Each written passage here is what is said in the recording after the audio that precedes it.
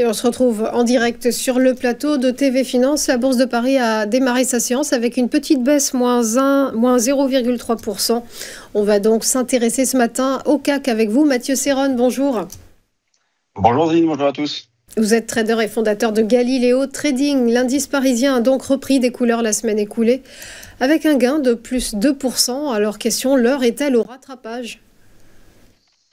Espérons-le, même si l'ambiance globale est pas très réjouissante. Le CAC a pas vraiment de chance dans la mesure où lorsque lui se comporte bien, c'est les États-Unis qui ont du mal, avec une économie américaine qui continue de bien se porter. On l'a vu vendredi avec les chiffres de l'emploi, des créations d'emplois supérieures à ce qui était attendu, nettement supérieures d'ailleurs, et puis un taux de chômage en baisse. Donc on est à nouveau dans le scénario de good news is bad news.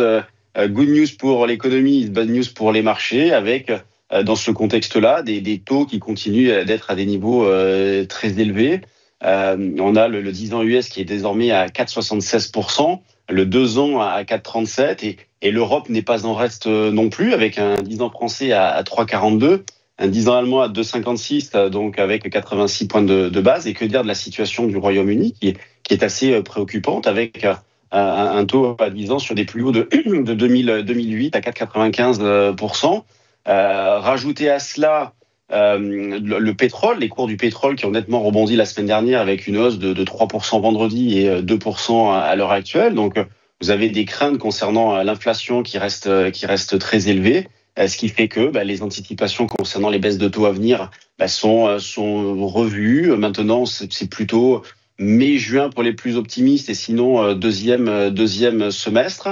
Dans ce contexte, on a également le Nasdaq qui était sur un coup d'arrêt depuis quelque temps, et puis qui a allumé un petit warning vendredi avec le franchissement en séance de la zone des 21 000. Donc aussi bien sur le Nasdaq que sur le SP500, toute la hausse depuis l'élection de Trump a été gommée. Donc retour en arrière assez marqué de ces indices-là.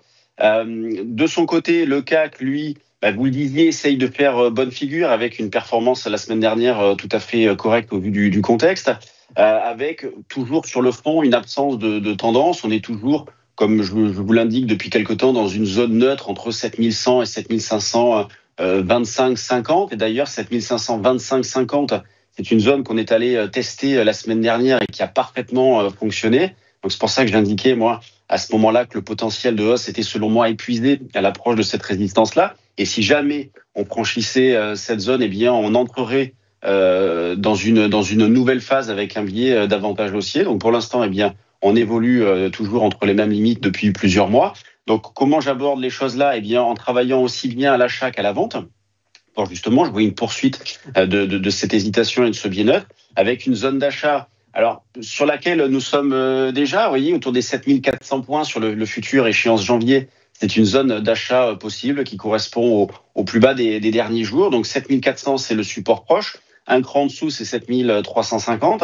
Et je travaille également à la vente sur rebond. Dans cet esprit-là, vous avez une résistance à 7450, et sinon juste au-dessus à 7480. Et concernant les niveaux de remise en question, sur les achats, le plus proche niveau, c'est 7350, la rupture de 7350. Sur les ventes, le franchissement de 7525 qui a parfaitement fonctionné. Et la semaine va être d'autant plus intéressante que nous avons des statistiques économiques de premier plan. Je pense notamment aux chiffres d'inflation que nous aurons pour la zone euro vendredi pour la zone euro et mercredi pour les États-Unis. Et puis également le démarrage des publications des sociétés américaines avec Bank of America, Morgan Stanley, BlackRock, Citigroup, Goldman Sachs, JP Morgan. Et hors US, nous aurons également le géant des semi-conducteurs TSMC. Donc une semaine qui s'annonce chargée et par conséquent probablement animée. Merci beaucoup pour votre éclairage, Mathieu Serron. Belle journée à vous. À suivre après une nouvelle pause, les Market Movers de Bernard Pratzesclos. À tout de suite.